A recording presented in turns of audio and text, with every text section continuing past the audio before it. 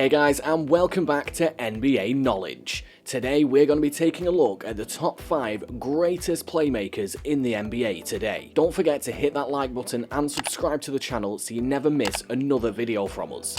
Let's get into it. Any team sport on the planet has a role specifically for playmaking. These players serve as the on-court general, the coach on the floor, the initiator of the team's defense. American football has its quarterbacks, soccer has its attacking midfielders, and so on. Basketball's supposed counterpart, meanwhile, is its point guards. That's why this video is dedicated to the top playmakers in the NBA today.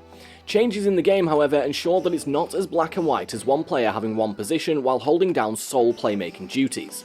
The game has been innovated to be more positionless, and as such, players have been trained to be more versatile. Thus, ranking the greatest playmakers in the NBA today isn't a case of simply ranking the best point guards in the league. Loads of players who have been labelled as point guards have score-first mentalities, or are simply spot-up shooters who don't facilitate their team's offense. Inversely, there are elite-level facilitators and playmakers who have gone beyond their perceived position and subsequent roles for their team. For this piece, we have ranked the 5 greatest playmakers in the NBA today, regardless of position. We have taken into account their assist numbers, usage rate, and other pertinent statistics, the eye test, and team success. This list naturally considers each player's current ability as opposed to every player's prime. With that out of the way, let's get into the league's greatest facilitators in the NBA today. So at number 5 we have Trae Young. Going into the league, Trae Young was compared to Stephen Curry thanks to his similar skill set containing deep off-the-dribble, quick-release three-pointers. This comparison has indeed been accurate in that regard. However, Young has separated himself from being Curry 2.0 with his amazing playmaking ability. Young is certainly a better playmaker today than Curry was at his age. The latter wasn't starting all-star games at that age either. The Atlanta Hawk is having a tremendous career as a playmaker so far, averaging 8.7 assists across 3 seasons. Young is averaging more than 9 dimes for the past 2. With his combination of scoring and playmaking ability, Ice Trae is surely on lock to be one of the best players of this decade. Unfortunately, even after a promising offseason, his Atlanta Hawks are still outside the Eastern Conference playoffs picture. At number 4, Nikola Jokic, the greatest passing big man in the history of the NBA. Jokic is a brilliant post player, has a decent outside shot, and has a unique off-foot jumper for clutch situations. His playmaking, however, is still his most renowned attribute. Nikola behind-the-back no-look passes went viral just a couple of years ago, and he has steadily improved as a playmaker since then. The Denver Nuggets have a plethora of gunners surrounding Nikola. He has the likes of Michael Porter Jr., Jamal Murray, and Gary Harris, to whom he can fling the ball at a moment's notice. Nikola will be sure to give them the most high-value shots with his height and vision, and high basketball IQ.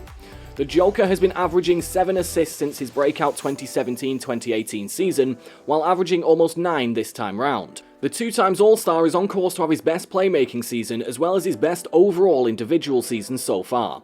His Nuggets, however, are languishing at the bottom of the West playoff spots after a 3rd seed finish just 1 season ago. At number 3 we've got James Harden. James Harden is most well known for his outrageous scoring outbursts, his patented Euro step, and controversial step-back jumpers. However, his scoring feats have taken away some well-deserved attention from his world-class playmaking. Under former head coach Mike D'Antoni, Harden has been the offense of the Houston Rockets for innumerable stretch of years. The Beard's usage rate skyrocketed under Mike, leading the lead in this statistic in 2017 and 2018. He was the team's point and shooting guard rolled into one generational talent. It was also under Mike that Harden averaged double digits in assists for the first time in his career. He dished out 11.3 dimes a game, and in 2016 to 2017 season, he won his first assist title. Houston's famed offense could not be possible without Harden's playmaking. The Rockets' game revolved around maximum spacing, and it was up to the Beard to find the open man every single offensive position, whether he be at the 3-point line or the dunker's spot.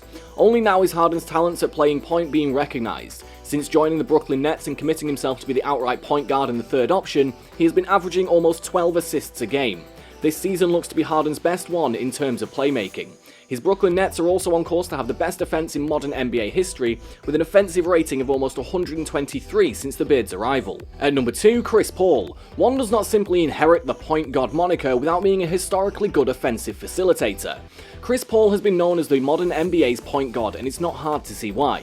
The veteran point guard is averaging 9.4 assists for his career, and his playmaking ability has shown little to no signs of decline. Disregarding his lone season with the Oklahoma City Thunder as the team's number 1 option, he has not averaged less than 7.9 points since his rookie year. He's also averaged double digits in assists 4 times in his career, winning the assist title 4 times. Beyond this, however, Paul always seems to make his teams better. It wasn't too long ago when he led the then New Orleans Hornets to a franchise-best second seed, or when he formed Lob City with Blake Griffin and DeAndre Jordan in the Los Angeles Clippers.